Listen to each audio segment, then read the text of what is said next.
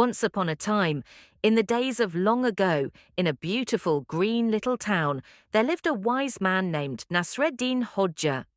There was always a smile on his face and a great kindness in his heart. Everyone loved him, but also respected him a little, because no one could ever outsmart the Hodja. One bright morning, Hodja was walking through the marketplace.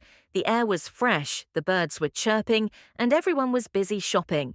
At one corner, a kebab seller had set up his stall, and the delicious smell of grilled meat filled the whole market.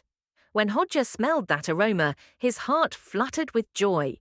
"Oh my," he said to himself, "what a wonderful smell! But my stomach is empty, and so is my purse." Hodja stopped, closed his eyes, and took a deep breath of that heavenly scent.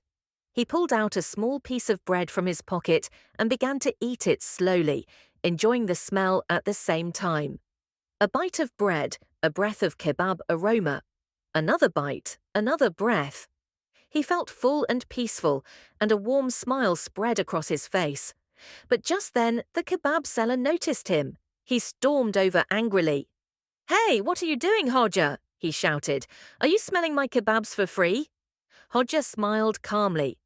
"I only took the smell," he said, "not the kebab itself."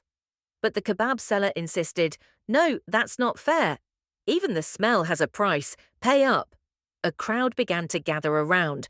Some people laughed, others watched curiously. Without losing his calm, Hodja reached into his pocket and took out a few copper coins.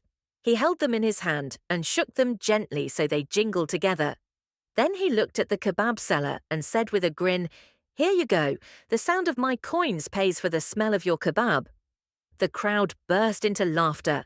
The kebab seller was first surprised, then he too started laughing. "By Allah, Hodja," he said, "no one can win an argument with you." That day, Hodja didn't just fill his stomach, he filled people's hearts with joy. From then on, whenever someone was being unfair, the townspeople would say, "Remember, the sound of Hodja's coins still echoes." That evening, Hodja went home, feeling full not from food, but from laughter. The moon was shining brightly in the sky.